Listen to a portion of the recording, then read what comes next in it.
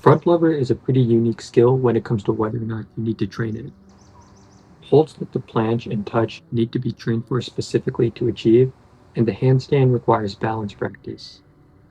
On the other hand, skills like the back lever and bent arm planche don't need to be trained for specifically because you can gain the strength needed for these movements by just building up your general strength by performing the fundamental movements like dips and pull-ups.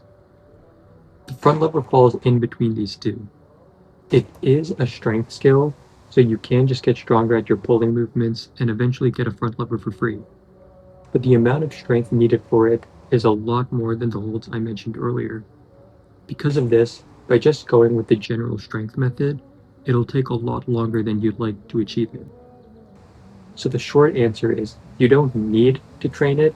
Again, just get stronger at pulling and you'll achieve it as a result. But it would be a smart idea to train the front lever specifically to get it sooner. To help you decide if it's worth training for, here's 3 things you should ask yourself to help you choose whether you'd rather prioritize front lever on your pull days or just focus on general pulling strength or maybe even another skill. The very first question you should ask yourself is, do you have a pull-up bar at the place you spend most of your day? What I mean is, if you spend most of your time at home, do you have a home pull-up bar? If you live on or near campus, is there a gym there that you can use and access throughout most of the day? If you said yes, then I don't think the front lever is worth training for because of what's called grease the groove. The best way to put it is, let's say you do dumbbell curls for a couple months, and then you switch to cable curls. Your biceps are really sore the first time, and for the next few sessions, you're going to be doing more weight than you did the previous session. This wasn't strength gain, this was just you adapting to the new movement, switching over from dumbbells to cables. Grease the groove is basically you just doing the adapting part. You spend your workouts increasing your overall pulling strength, but then multiple times throughout the day, hold a front lever progression at medium intensity, so not something that has you pulling with full force, just to get your body adapted to the front lever movement. Every now and then, at the start of your pull workouts, you can just do a full front lever attempt until eventually you can hold that attempt and then you've achieved the front lever. Now, if you don't have frequent access to a pull-up bar, the next question you should be asking is, what are your other pulling goals? In my case, I didn't actually care for the front lever hold, but rather the front lever pull-up. This is what I wanted, and so I never actually trained the front lever. I would just do front lever pull-up progressions as my second pulling movement, and I did this for a while before eventually switching to training for the one-arm pull-up, because I got a good weighted pull-up relative to my body weight, and I thought I could get the one-arm pull-up pretty quickly. After achieving it, I cared for the front lever hold even less, because in the back of my mind, I was convinced I could do it if I just tried since I had the one-arm pull-up.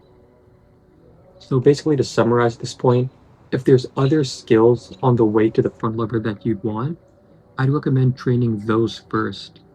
Then if there's skills harder than the front lever, like the front lever pull-up, the front lever touch, Victorian, work towards those skills. If you really want the front lever hold specifically though, then we can move on to the final thought. And that final thought is, what's your current level of pulling strength?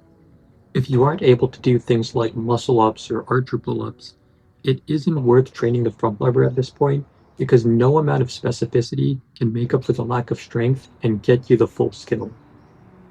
On the other hand, if you're able to do like eccentric one-arm pull-ups or even just hold the lock off, you probably have the strength to hold a straddle, half lay, or maybe even the full front lever, and just need to train the movement to adapt to it. In this case, I'd actually say it is worth training for because you can get away with just 2 sets at the start of your pull day, 2 sets of front lever pulls, and in a couple sessions, maybe a few weeks, you can expect to get your first full front lever hold. So hopefully this helped you decide whether it was worth training for the front lever specifically or not. I do want to add that you don't have to follow this, of course. This is just if you want to optimize your pulling skill work progress to achieve as many skills in as little time as possible. If you were watching this, but before you watched it, you were already convinced about training the full front lever or not, regardless of what I said, feel free to do so.